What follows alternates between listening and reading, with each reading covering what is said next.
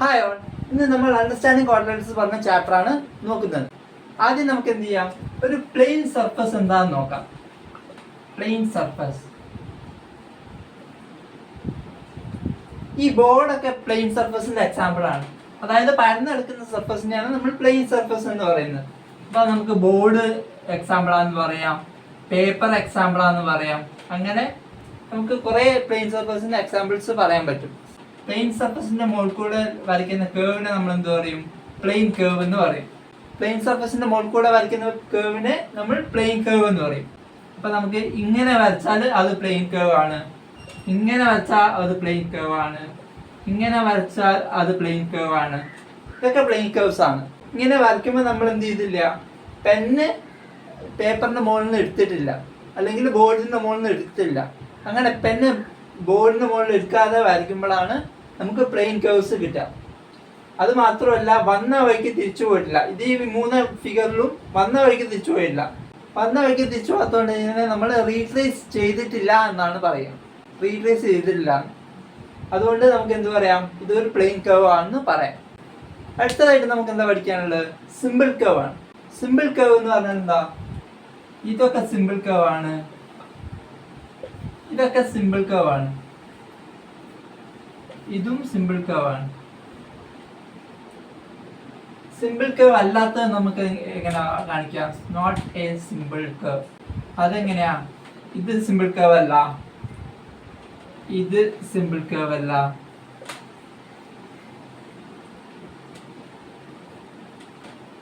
ഇത് simple curve അല്ല. ഇങ്ങനത്തെ സാധനങ്ങളൊന്നും സിമ്പിൾ കർവ് അല്ല. കാരണം ഇതൊക്കെ ഓവർലാപ്പ് ചെയ്യുന്നുണ്ട്. ഓവർലാപ്പ് ചെയ്യാതെ വരുന്നത് തന്നെയാണ് നമ്മൾ സിമ്പിൾ കർവ് എന്ന് പറയും. അടുത്തതായിട്ട് നമുക്ക് പഠിക്കാനുള്ളത് ക്ലോസ് കർവും ഓപ്പൺ കർവും. ക്ലോസ് കർവ് എന്ന് പറഞ്ഞാല്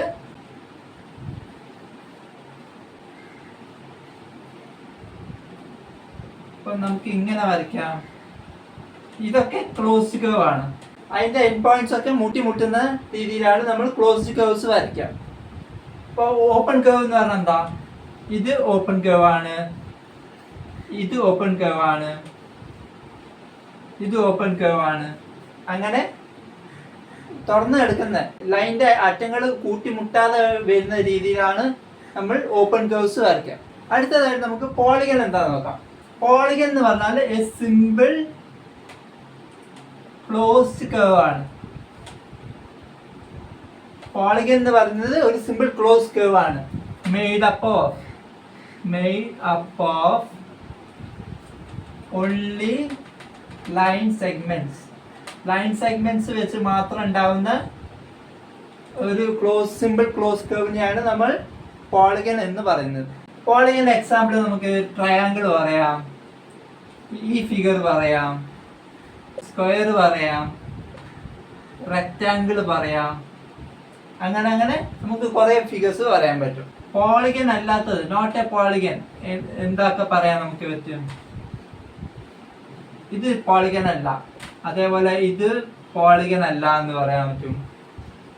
അതേപോലെ നമുക്ക് ഇത് പോളിഗൺ അല്ല എന്ന് പറയാൻ പറ്റും. അതൊന്നും പോളിഗൺസ് അല്ല, ഇതൊക്കെ പോളിഗണും ആണ്. കാരണം ഇതൊക്കെ സിമ്പിൾ ക്ലോസ് കർവ്സ് ആണ്. സിമ്പിളും ആണ്, ക്ലോസ് കർവ്സും ആണ്. Made up of only line segments. ഇനി നമുക്ക് പോളിഗൺസിന്റെ എക്സാമ്പിൾസ് നോക്കാം. ആദ്യം നമുക്ക് ട്രയാങ്കിൾ എടുത്ത് നോക്കാം. ട്രയാങ്കിൾ എന്ന് പറഞ്ഞാൽ എങ്ങനെ ഉണ്ടാവുന്നത്? 3 ആംഗിൾസ് വെച്ചിട്ടുള്ള 3 സൈഡുള്ള ഫിഗറിനെയാണ്. അപ്പൊ നമുക്ക് 3 സൈഡ് എന്ന് പറയാം. ട്രയാങ്കിളിൽ 3 സൈഡ് ഉണ്ടാവുക, അതുകൊണ്ട് നമുക്ക് ഇങ്ങനെ വരയ്ക്കാം ട്രയാങ്കിളിന്. പിന്നെ 4 സൈഡുള്ള ഫിഗർ. 4 സൈഡുള്ള ഫിഗറിനെ നമ്മൾ എന്ത് പറയും? ക്വാഡ്രിലാറ്ററൽ എന്ന് പറയും. ക്വാഡ്രിലാറ്ററൽ. അപ്പൊ നമുക്ക് ഇങ്ങനെ വരയ്ക്കാം. 1 2 3 4 സൈഡുള്ള ഫിഗറായി. 5 സൈഡുള്ള ഫിഗറിനെ നമുക്ക് എന്ത് പറയാം? 5 സൈഡ് ആവുമ്പോ പെന്റഗൺ എന്ന് പറയാം. 5 സൈഡുള്ള ഫിഗർ നമ്മൾ ഇങ്ങനെ വരയ്ക്കും. ഇങ്ങനെ 3 സൈഡായി 4 5 പെന്റഗൺ. 6 സൈഡുള്ള ഫിഗറിനെയോ 6 സൈഡ് ഹെക്സഗൺ എന്ന് പറയും. 1 2 3 4 5 6 ഹെക്സഗൺ. ഏഴ് സൈഡുള്ള ഫിഗറോ 1 2 3 4 5 6 7. ഏഴ് സൈഡുള്ള ഫിഗറിനെ നമ്മൾ ഹെപ്റ്റഗൺ എന്ന് പറയും. ഹെപ്റ്റഗൺ. 8 സൈഡുള്ള ഫിഗറിനെ നമ്മൾ എന്ത് പറയും? 8 സൈഡ് ഒക്ടഗൺ എന്നാണ് പറയാം. ഒക്ടഗൺ. ഒക്ടഗൺ എന്ന് പറയുമ്പോൾ 1 2 3 4 1 2 3 4 അങ്ങനെ 8 സൈഡ് വരും. ഇനി 9 സൈഡുള്ള ഫിഗറിന് നമ്മൾ എന്ത് പറയും? 9 സൈഡ് നണ്ണഗൻ. നണ്ണഗൻ എന്നാണ് പറയാം 9 സൈഡില്. അപ്പൊ നമ്മൾ 1 2 3 4 5 1 2 3 4 1 2 3 4 അങ്ങനെ 9 സൈഡുള്ള ഫിഗർ.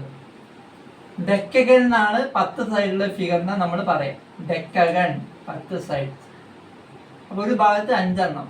2 3 4 5 1 2 3 4 5. ഡയഗണൽ എന്താ നോക്കാം. A diagonal is a line segment connecting two non consecutive vertices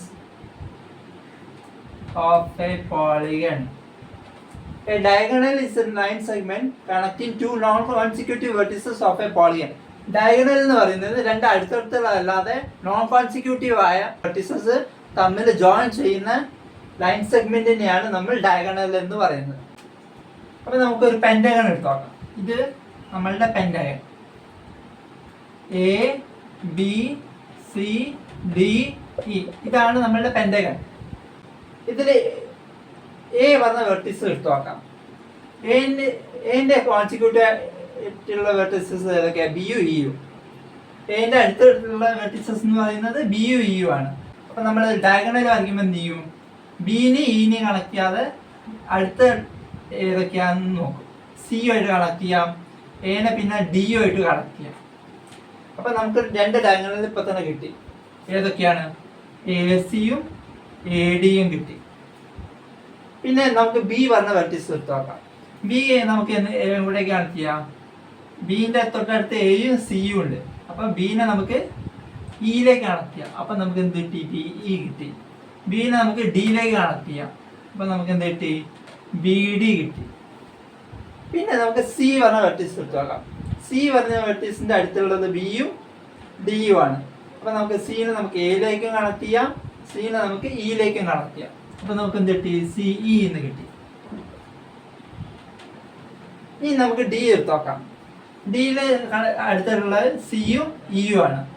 ഡിന്ന് നമുക്ക് എയിലേക്കും ബിയിലേക്കും കണക്ട് ചെയ്യാൻ പറ്റും. അത് നമ്മൾ ഓൾറെഡി കണക്ട് ചെയ്തിട്ടുണ്ട്. അപ്പൊ നമുക്ക് അത് എഴുതി വെച്ചു. പിന്നെ ഇ ആണുള്ളത്. ഇന്ന് നമുക്ക് ഇന്റെ തൊട്ടടുത്തുള്ള ഏതൊക്കെയാ? എയും ഡിയും ആണുള്ളത്. അപ്പൊ നമുക്ക് എന്തോ ഇനെ നമുക്ക് ബിയിലേക്കും കണക്ട് ചെയ്യാം, ഇനെ നമുക്ക് സിയിലേക്കും കണക്ട് ചെയ്യാം. അത് ഓൾറെഡി നമ്മൾ കണക്ട് ചെയ്ത് വെച്ചിട്ടുണ്ട്. അപ്പൊ നമുക്ക് എത്ര ഡയഗണൽസ് കിട്ടി? എ സി കിട്ടി, എ ഡി കിട്ടി, ബി ഇ കിട്ടി, ബി ഡി കിട്ടി, സി ഇ. അങ്ങനെ 5 ഡയഗണൽസ് ഒരു പെന്റഗണിൽ നമുക്ക് കിട്ടി. അപ്പൊ നമുക്ക് ഇന്റീരിയർ ആൻഡ് എക്സ്റ്റീരിയർ എന്താന്ന് നോക്കാം. ഇതാണ് നമ്മളുടെ ഫിഗർ എന്ന് വിചാരിച്ചോളൂ. ഇത് എങ്ങനെയായിക്കോട്ടെ, അതാണ് നമ്മളുടെ ഫിഗർ എന്ന് വിചാരിച്ചാല് അതിന്റെ ഉള്ളിലുള്ള ഭാഗത്തിനെയാണ് നമ്മൾ ഇന്റീരിയർ എന്ന് പറയുന്നത്. അതിന്റെ പുറമേയുള്ള ഭാഗത്തിന് നമ്മൾ എക്സ്റ്റീരിയർ എന്നാണ് പറയാം. അതായത് ഈ ഭാഗമൊക്കെ അതിന്റെ എക്സ്റ്റീരിയർ ആണ്. ഇത് ഈ ഉള്ളിലുള്ള ഷെയ്ഡ് ചെയ്യാത്ത പോർഷൻ മാത്രമാണ് അതിന്റെ ഇന്റീരിയർ ആയിട്ടുള്ളത്. ഇതാണ് പറയുന്നത്. നമ്മുടെ ഇന്റീരിയർ ഓഫ് ഹൗസ് എന്ന് പറയില്ല, നമ്മൾ പെയിന്റ് അടിക്കുമ്പോൾ ഇന്റീരിയറിൽ അടിക്കാനുള്ള പെയിന്റ് ആണ്, എക്സ്റ്റീരിയറിൽ അടിക്കാനുള്ള പെയിന്റ് ആണെന്നൊക്കെ പറയില്ല. അതേപോലെ തന്നെ പിന്നെ ഇന്റീരിയറും എക്സ്റ്റീരിയറും സെപ്പറേറ്റ് ചെയ്യുന്നത് ഒരു ബൗണ്ടറി ആണ്. ഇതാണ് നമ്മളുടെ ബൗണ്ടറി. ഇതാണ് നമ്മളുടെ ഈ ഫിഗറിലുള്ള ബൗണ്ടറി എന്ന് പറയുന്നത്. ഇന്റീരിയറും എക്സ്റ്റീരിയറും സെപ്പറേറ്റ് ചെയ്യുന്ന ഒരു ബൗണ്ടറി ഉണ്ടാവും. അടുത്തതായിട്ട് നമുക്ക് കോൺവെക്സ് ആൻഡ് കോൺകേവ് പോളിഗൺസ് ആണ് നോക്കാനുള്ളത്. കോൺവെക്സ് പോളിഗൺ എന്ന് പറയുന്നത് ഇതാ ഇങ്ങനെയുള്ള ഫിഗർ തന്നെയൊക്കെയാണ് നമ്മൾ കോൺവെക്സ് പോളിഗൺ എന്ന് പറയുന്നത്. കോൺകേവ് പോളിഗൺ എന്ന് പറഞ്ഞാലോ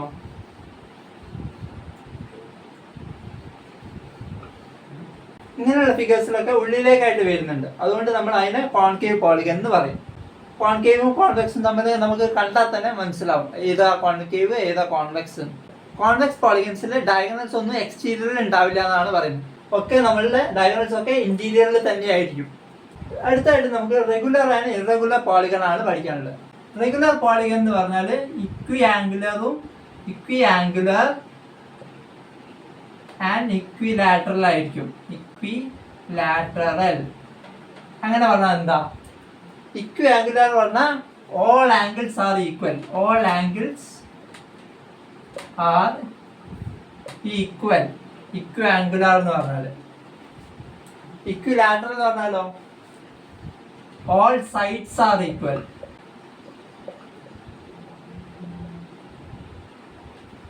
ഇക്വിയാംഗുലർ എന്ന് പറഞ്ഞാൽ all angles are equal. Equilateral പറഞ്ഞാൽ all sides are equal. അത് ആ രണ്ട് കേസ് സാറ്റിസ്ഫൈ ചെയ്യുന്നതെങ്കിൽ മാത്രമേ നമ്മൾ അതിനെ റെഗുലർ പോളിഗൺ ആണെന്ന് പറയാൻ പറ്റുള്ളൂ. അല്ലെങ്കിൽ നമ്മൾക്ക് ഇറഗുലർ പോളിഗൺ ആണെന്ന് പറയാം. അപ്പോൾ നമുക്ക് ഒരു സ്ക്വയർ എടുത്ത് നോക്കാം. സ്ക്വയറിലെ എല്ലാ സൈഡും ഈക്വൽ ആണ്. 1 2 3 4 സൈഡും ഈക്വൽ ആണ്. പിന്നെ എല്ലാ ആംഗിൾസും നമുക്ക് എന്ത് കിട്ടും?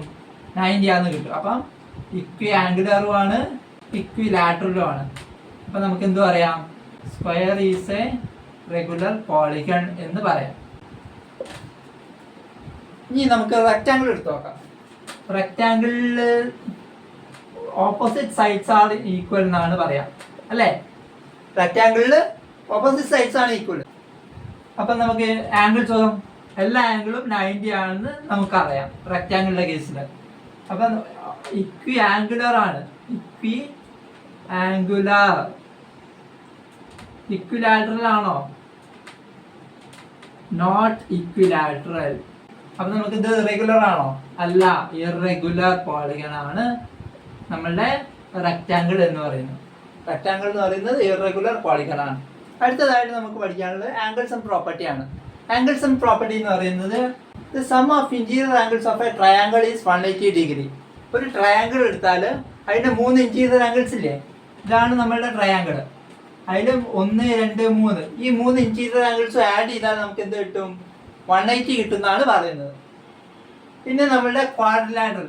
ഇതാണ് നമ്മളുടെ ക്വാഡ്രിലാറ്ററൽ എന്ന് വിചാരിച്ചോളൂ.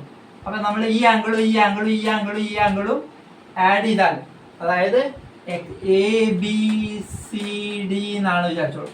Angle A plus angle B plus angle C plus angle D equal to 360 degree ആണ്. Sum of interior angles of a polygon with n sides. n sides ഉള്ള പോളിഗൺ, അതിന്റെ ഇന്റീരിയർ ആംഗിൾസിന്റെ സം എന്ന് പറയുന്നത് n-2 × 180 ആണ്. n-2 × 180 പറയുമ്പോൾ നമുക്ക് quadrilateral എന്ന് എടുത്ത് നോക്കാം. ക്വാഡ്രിലാറ്ററലിന് എത്ര സൈഡ് ഉണ്ട്? 4 സൈഡ് ഉണ്ട്. അപ്പം 4 - 2 പറഞ്ഞാൽ 2 × 180 പറഞ്ഞാൽ എത്രയാ? 360 ആണ്. അത് കിട്ടിയില്ലേ? പിന്നെ ട്രയാങ്കിൾ എടുത്ത് നോക്കാം. ട്രയാങ്കിളിൽ 3 സൈഡ്. 3 - 2 പറഞ്ഞാൽ 1 × 180 പറഞ്ഞാൽ 180. അതുകൊണ്ട് the sum of interior angles of a polygon with n sides equal to n - 2 × 180 ആണ് നമ്മളുടെ ജനറൽ ഇക്വേഷൻ എന്ന് വരും.